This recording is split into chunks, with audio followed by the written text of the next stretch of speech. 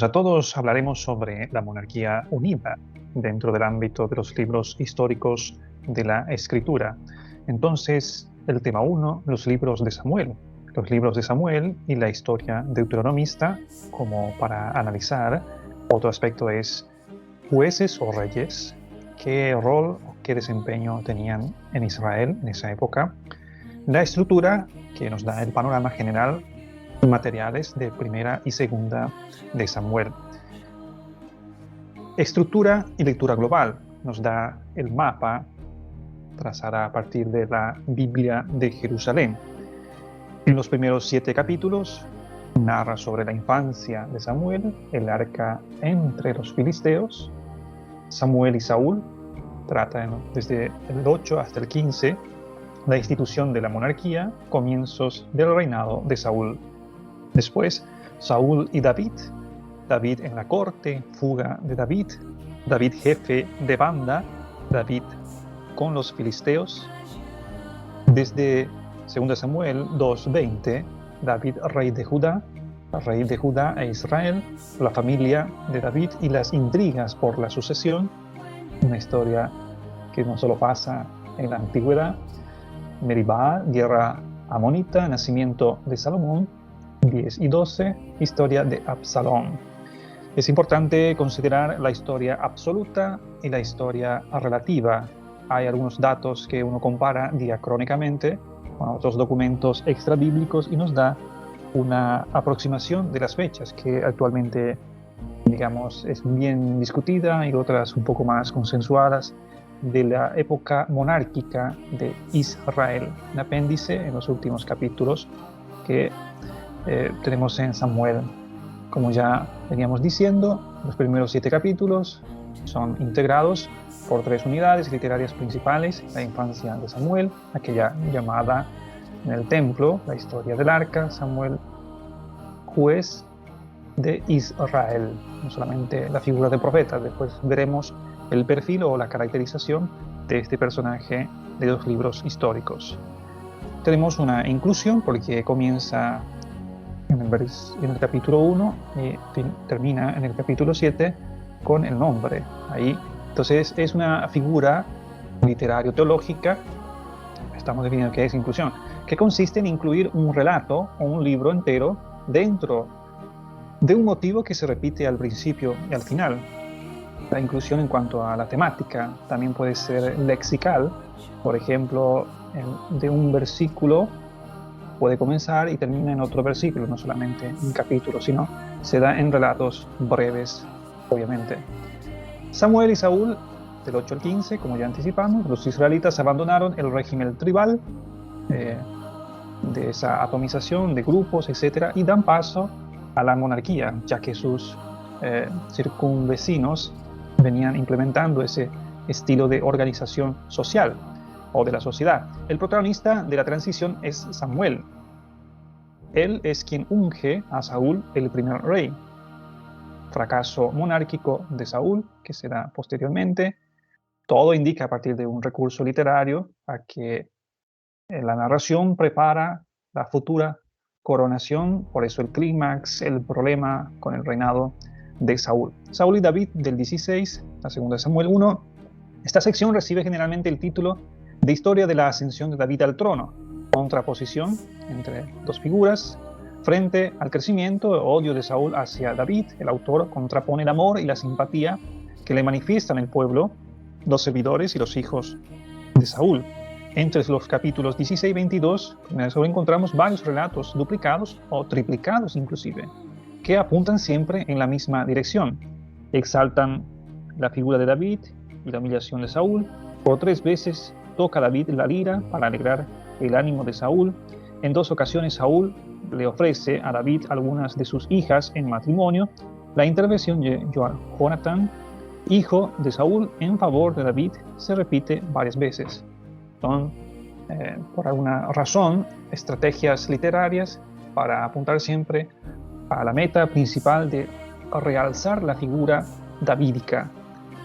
La coronación de David como rey, después de los repetidos oráculos y anuncios que se han venido pronunciando a favor de David como rey por toda la clase de personas, Finalmente llega la hora de la realidad. Primero es proclamado ungido rey en Hebrón por parte de los hombres de Judá. Llega la Carta Magna de la dinastía davídica. La culminación de la historia de la ascensión de David al trono no está tanto en su proclamación y coronación como rey cuanto en el aval y el refrendo que recibe la dinastía davídica en la célebre profecía de Natán. ¿Cómo se da esta sucesión? En 2 Samuel 9:20, junto a Rey 12, si uno lo pone en paralelismo, se conocen a partir de estudio de Rost con el nombre de Historia de la sucesión de David. Según Rost, un autor, un estudioso exegeta, estos capítulos, excepto el relato de la guerra amonita, forman una obra unitaria cuyo tema es la sucesión de David, tal como está formulado en una Primera de Reyes. ¿Quién se va a sentar en el trono de mi señor, el rey, después de él? Descartado Meribal, nacimiento de Salomón, descartado Amnón, descartado Absalón. Los apéndices, que son los últimos capítulos, estos apéndices son como un paréntesis que interrumpe la historia de la sucesión de David, la cual se continuará en Primera Reyes 1:2. Están integrados por 4 piezas sueltas, referentes al reinado: la gran hambre o hambruna y la ejecución de los descendientes de David, el Salmo de David, el Testamento, el pecado del censo y su castigo, capítulo 24. Los libros de Samuel y la historia. Los libros de Samuel se refieren a uno de los tiempos más importantes de la historia del Antiguo Testamento. Es el momento en que Israel se constituye como pueblo, en el sentido estricto de la palabra, inclusive políticamente. Recordemos que en aquella época no existía esa división entre religión y política. David constituía esa figura religiosa y a su vez, por su poder militar, por su poder diplomático, era la figura política más importante. Por primera vez en su historia, las tribus israelitas, agrupadas en los reinos del norte, refiriéndonos a Israel, y del sur, Judá, se reúnen en torno a David como rey, y en torno a la ciudad de David, Jerusalén, como única capital política y ciudad santa. O sea, por primera vez las tribus forman una unidad política y religiosa, un pueblo. Con el nacimiento de Israel como pueblo coinciden el nacimiento de la monarquía, el nacimiento del profetismo, el nacimiento del sacerdocio sadoquita, con Sadoc, la elección de Jerusalén como ciudad santa, Sión. Samuel.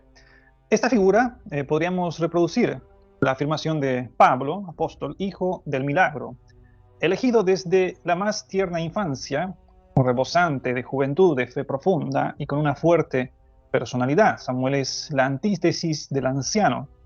Entonces, como ya anticipamos, aquel Samuel que actúa como juez, como profeta, sacerdote. Valga colocar una paréntesis que en el bautismo cristiano, cuando uno fue bautizado, se destacan 3 ámbitos: sacerdote, profeta y rey. El nuevo bautizado se constituye en esas categorías. Obviamente el contraste está en que Saúl es el rey fracasado, elegido y consagrado ciertamente. Sus actividades como rey son demostradas por su actividad militar, las fallas de su enfrentamiento con Samuel, su actitud negativa hacia David, el rechazo divino, que es el núcleo principal por su fracaso, el aspecto teológico, como ya mencionamos, manifestaciones, castigos, pérdida del reinado, su derrota y muerte, su memoria casi desaparece. En el mundo antiguo, una señal de que el nombre permanece eternamente es porque ha obtenido una bendición favorable, y mientras que si eres olvidado significa que no ha sido bien visto, hablando teológicamente. David, el rey ideal, la presencia divina en su ascensión al trono y su reinado. Recordemos que su elección fue, diciendo así en términos técnicos, con propias palabras de Dios a través del profeta. Tenemos la elección, el Espíritu de Dios sobre él, que significa que Dios lo bendice, que lo acompaña, Kiata Imadi, como tú estás conmigo. Significa que está de su lado, lo consolida como rey.